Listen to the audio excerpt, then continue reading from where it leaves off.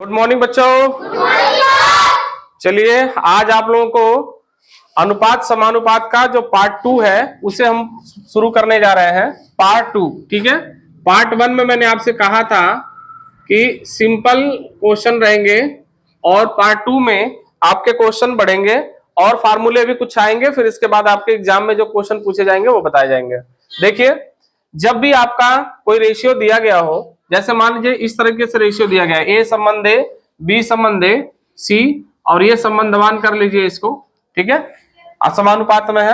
अगर ऐसे करके दिए गए हो तो अगर आपके पास चार, प्रथम ये पद, द्वितीय पद, तृतीय पद और चतुर्थ पद, ये चारों पद जो है समान अनुपात में है। किसमें है? ये समान अनुपात में है। तो जब समान अनुपात में है तो इसमें ए और बी का यदि मध्यानुपाती निकालना होगा तो हमारा क्या होगा? ए अंडर रूट, मतलब अंडर रूट ए और बी हो जाएगा, ठीक है। और ए और बी का तृतीय अनुपात अगर निकालना होगा तब बी स्क्वायर बटा में ए हो जाएगा। ए बी सी का चतुर्थानुपाती निकालना होगा तो बी सी बटा में ए हो जाएगा। यदि किसी राशि को ए संबंधे बी संबंधे सी के रूप में बांटा गया है और कोई राशि है जिसको दिया गया, जैसे क्यू राशि है और इस रूप में बांटा गया है, तो पहले भाग को मिलेगा ए बटा में ए प्लस बी प्लस सी। इसका मतलब है आनुपातिक योग। इसको क्या कहते हैं? आनुपातिक योग। जो अनुपात ये है, इन्हीं अनुपातिक योग को तीनों को जोड़कर रख लेते हैं और फिर जिसको जिसको कहा जाएगा उसे उसे ऐसे लिखा जाएगा, ठीक है। तो सबसे मेन तो आपको ये फार्मूले हैं और जब जब फार्मूले आ रहे हैं बीच में आपको बताए जाएंगे, ठीक है, कैसे कैसे मतलब इसको निकालना है। पहले फिलहाल आप लोगों को क्वेश्चन जो है वो बताया जाएगा किस तरह से क्वेश्चन करें।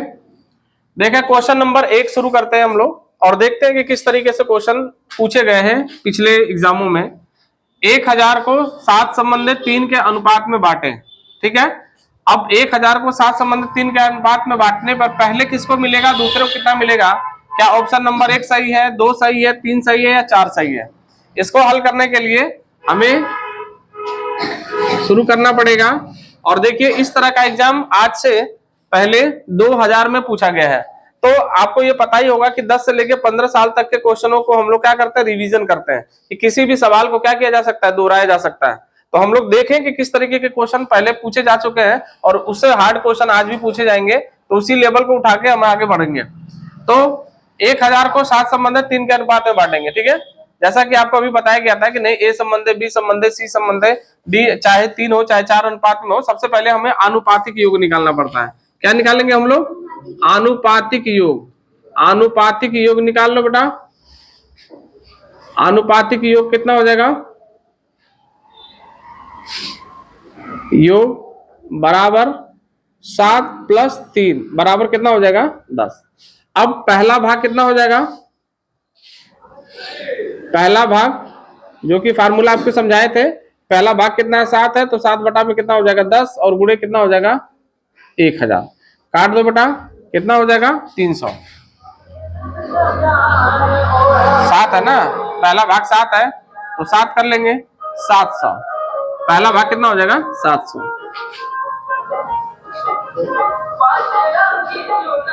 दूसरा भाग कितना हो जाएगा? 3 बटा 10, 300, ठीक है। इनमें से पहला भाग 700, दूसरा भाग 300, कौन सा सही दिख रहा है आपको? ये option number C, option number C, ठीक है। इस तरीके से क्वेश्चन हमें लगाने हैं। एक क्वेश्चन नंबर 2 देखते हैं हम लोग। 9861 रुपए को 3 व्यक्तियों में ए बी व सी, 3 व्यक्ति हैं, ए बी व सी में 3 संबंध है, 11 संबंध है, 5 के अनुपात में बांटा जाना है, ठीक है। बी का हिस्सा कितना रुपए होगा? इनमें से आप बताएं कोई कौन सा आपको ऑप्शन सही होगा, ठीक। क्योंकि हमने आपसे बोला ही था इस तरीके के क्वेश्चन हमेशा पूछे जा रहे हैं और ये वाला जो क्वेश्चन है 2017 में पूछा जाने वाला क्वेश्चन है। तो हमने कहा ना कि देखिए, कहीं ना कहीं क्वेश्चन किस तरीके से पूछे जा रहे हैं, धीरे धीरे बढ़ते जाएंगे। तो आप 2000 में क्वेश्चन पूछा गया था, ये क्वेश्चन 2017 में पूछा गया है, उसी तरह से 24 में कोई क्वेश्चन पूछा जाएगा। तो हमें ये चेक कर लेना है कि किस किस तरीके के क्वेश्चन बना के पूछे जा रहे हैं, ठीक है। अभी जैसा कि हमने आपसे इससे पहले बताया था कि आनुपातिक योग निकालना पहले जरूरी होता है। अगर इस तरीके की बात दी गई हो तो क्या निकालना होगा हमें? आनुपातिक योग निकालना होगा। अनुपातिक योग 3 + 11 + 5, जो अनुपातिक योग है वो होगा 11 3 14, 14 और 5 कितना हो जाएगा 19। ठीक है, 11 और 5 कितना होगा 16, 16 और 3 19, 19 आ गया। ठीक, अब आपसे जिसका बोलेगा उसी का निकालना होगा। ये बी वाले का बोल रहा है, तो बी वाले का अनुपात हिस्सा कितना होगा, बी का हिस्सा, बी का हिस्सा कितना बनेगा बेटा, बी है 11 और टोटल अनुपातिक योग कितना है 19, कितना है 19, और ये कितना है 98 और 61 है। हमें सबसे पहले इसको काटना पड़ेगा। ठीक है, 19 × 5 = 95, पहले भाग दे के देखते हैं कितना आता है। 19 × 5 = 95, कितना होगा बेटा, 8 में से 5 गया कितना बचेगा 3, फिर 19 के 19 गुना के 38 ज्यादा होगा, 19 से कम 19 ही होगा। ठीक है, तो 16 में से 9 गया 7, फिर 19 और 76, ये भी ज्यादा हो रहा है क्या, कितना होगा, तब तो कम करना पड़ेगा। ठीक है, कम कर लीजिए जितना भी आपको आ रहा है।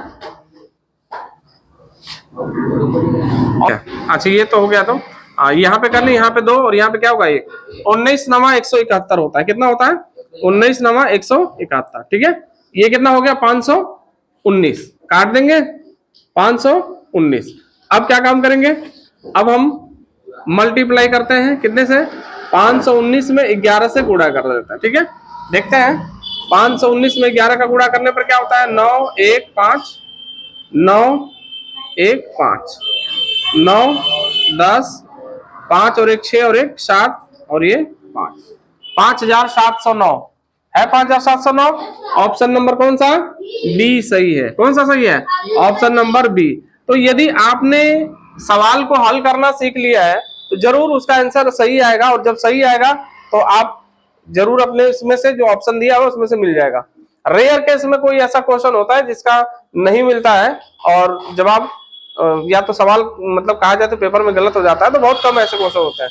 आपका आंसर आपको यही मिल जाता है, आपको संतुष्टि मिल जाती है। ठीक है, चलो हम क्वेश्चन नंबर 3 को देखते हैं। रहने दीजिए। किरण और उषा की आयु का अनुपात 2:3:4 है तथा किरण और उषा की आयु का अंतर 5 वर्ष है, तो शिवा की आयु कितनी होगी। ठीक है, चलिए 10 वर्ष, 15 वर्ष, 20 वर्ष और कितना 25 वर्ष। सबसे पहले हम लोग करेंगे क्या कि माना अनुपात बराबर कितना हो जाएगा x, माना अनुपात बराबर कितना होगा x। तो पहला के कितना हो जाएगा, पहला कौन है, सीमा है ना, तो पहले सीमा का कितना हो जाएगा अंक 2 वर्ष हो जाएगा, 2x हो जाएगा। फिर कितना हो जाएगा, किरण की उम्र कितनी हो जाएगी, किरण की उम्र 3x हो जाएगी। फिर उषा की उम्र 4x हो जाएगी। शर्त क्या कह रही है बेटा आप लोगों को, शर्तानुसार शर्त ये कह रही है कि किरण और उषा की आयु का अंतर 5 वर्ष है, तो किरण कहाँ है ये और उषा, तो उषा ज्यादा उम्र की है, तो 4x - 3x बराबर कितना है 5, तो x बराबर कितना हो जाएगा 5।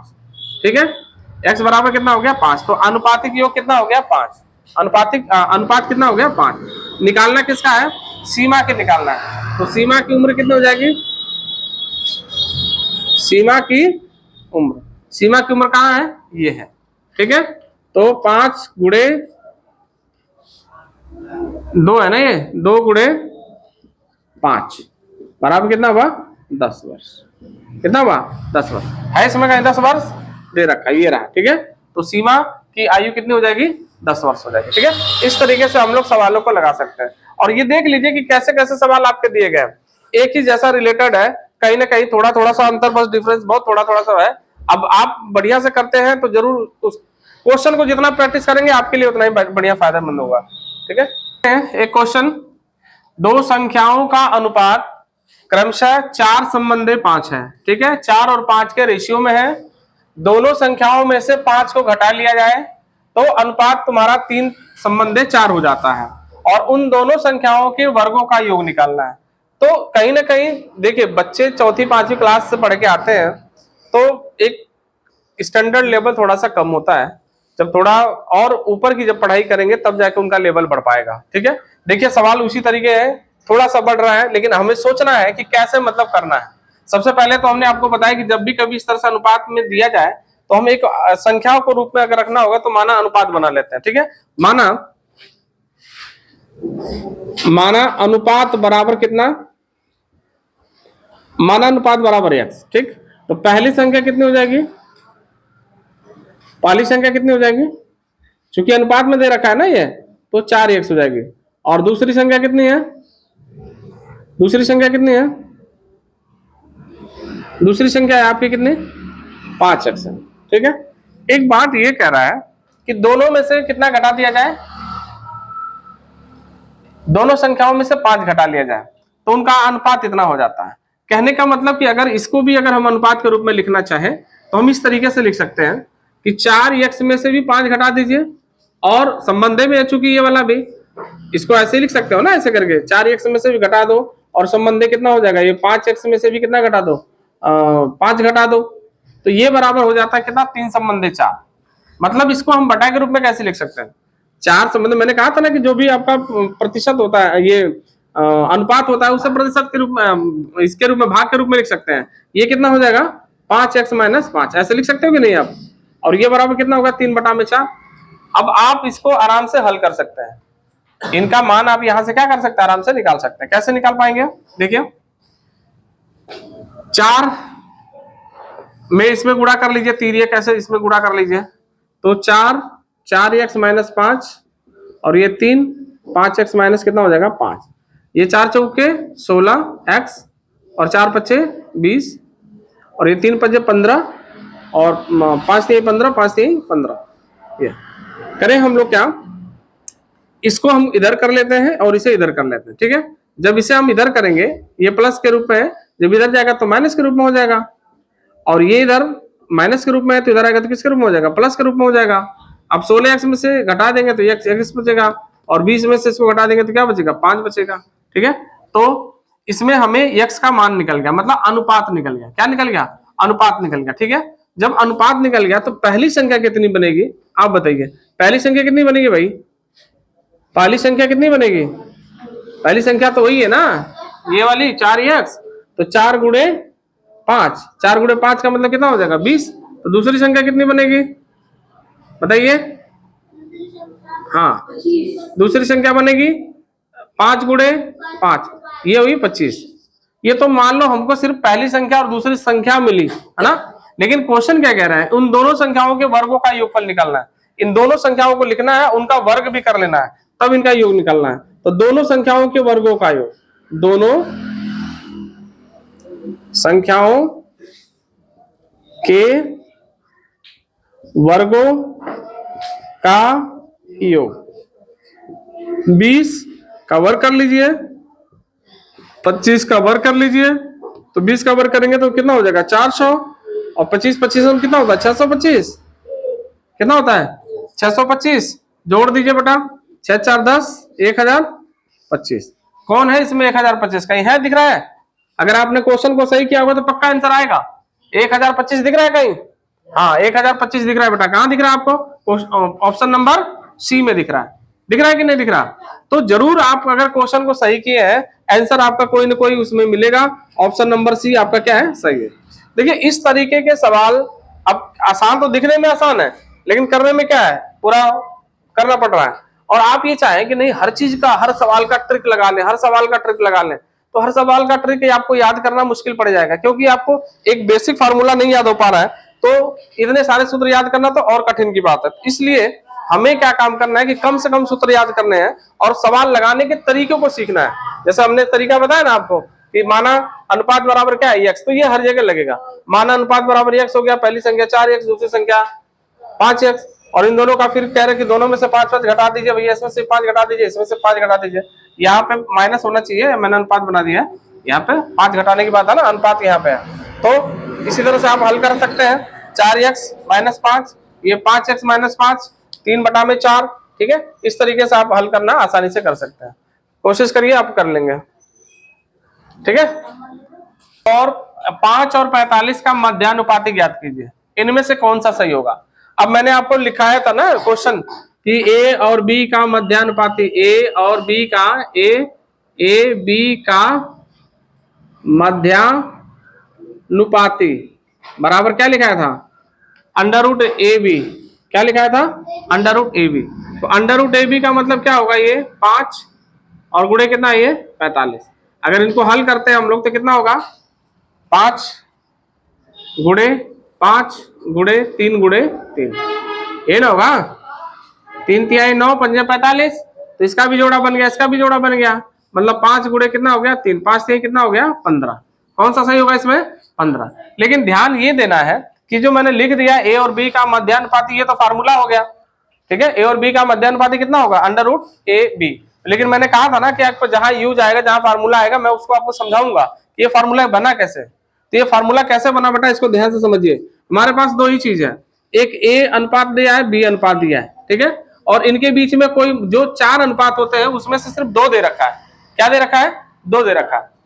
बात समझ आ रही है, एक ये दे रखा है और एक ये दे रखा है। तो इसको आप जो है ना ऐसा समझ लीजिए कि ये पहला है ए, और ये बीच में जो है इसको आप बी बना लीजिए। क्या बना लीजिए, बी। बी का मतलब चाहे एक्स कर लीजिए, एक्स कर लीजिए, फिर संबंध कर लीजिए, फिर एक्स कर लीजिए, फिर ये बी कर लीजिए।